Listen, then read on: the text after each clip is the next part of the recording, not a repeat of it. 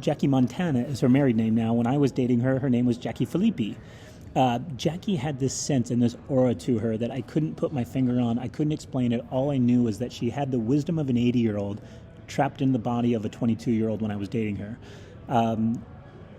Over time, I learned her life story and how she was thrown into confronting grief at an age much too young, and at an age much earlier than anybody else should have to deal with the level of grief she dealt with. But the result of that was a deep personal transformation that no amount of money can buy, no book can give you, no YouTube video will ever give you. It's only purchased through going through hell, which she had to go through to get this smile.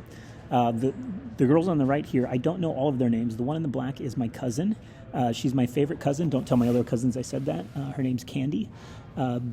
Candy went through a lot of hell in her teenage years, and she responded by becoming the best version of herself. And for whatever reason, I couldn't put words to it, but she just had a different way about her. She just glowed. She smiled differently than other people.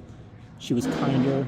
She was more patient and not naive about life either. Both her and Jackie both had a chip on their shoulder, but they had this certain sense of wisdom and peace and kindness to them that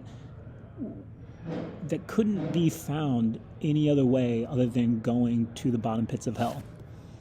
And that's where we find hope. My failure to deal with grief on my own end led to an addiction of business biographies, of consuming business biographies. So I've seen the same transformation play out of going through hell to get to heaven in the business world as it relates to money. I was part of the Order of Carmelites who get all of their funding from the Society of the Little Flower based out of Darien, Illinois. We get a lot of money from little old ladies writing checks for $10 to $50 at a time and send them in, but about half of our money came from a guy by the name of Bob Peterson, or Pete as he's known. So where did Pete get all of his money from, and what drove him? What gave him hope? Hope and being a driven individual are the same words in my vocabulary. So what drove him to his levels of success? Well, when you dig beneath the surface, you find the answers.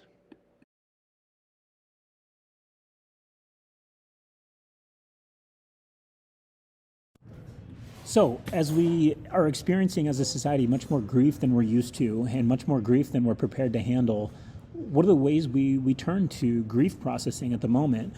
Well, right now, there's a lot of people trying to cover up their grief. Drinking, smoking, hoarding, inability to relax, fighting, addiction to dopamine through whatever sources we can get that from, whether that's through skydiving and bungee jumping or just surfing social media. They're all outlets for dopamine. I was looking for it through success in the business world. Other people are seeking fame like no end because their inability to deal with the grief they've been exposed to in life. So rather than covering it up like a tattoo that we're trying to hide that will never be erased unless we put in the work, there is work we can do. There is hope that we can enact to experience peace. Rather than just coping through life, we can be active participants in addressing the grief that we've all experienced. Most people think of, when they think of pursuing peace, they think of a Buddhist monk or maybe a Christian nun, or developing some other meditative practice. These are effective. You don't have to be a professional to do this. One of my favorite TV shows, Parks and Rec, displays Ron Swanson actually being a magnificent meditation expert, just not knowing it. His response is beautiful. Now, the activity, and I'm using that word on purpose, the activity of building peace, the activity of finding peace doesn't mean we are passive.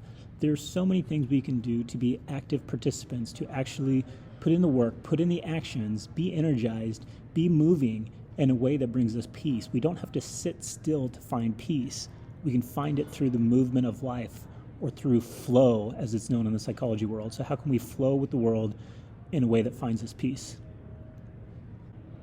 Many people experience peace when they get out and explore God's creation, whether that's through just experiencing the natural beauty in the natural world through participating in growing plants and raising animals, taking care of animals, or just observing nature, just looking out the window, or best yet, become a photographer. There's something very meditative and peace-bringing about being a photographer. It forces you to find beauty wherever you go, which trains your brain to see beauty and see goodness wherever you go in life. One of the first exercises you can do as a new photographer is get a camera and sit down and try to get a picture within a 10-foot radius of wherever you're planning yourself, and challenge yourself to take as many different interesting pictures you can within a 10-foot radius. It forces your brain to look at the world differently and trains your brain to seek beauty rather than ugliness in the world. And doing that as a practice definitely has a psychological benefit.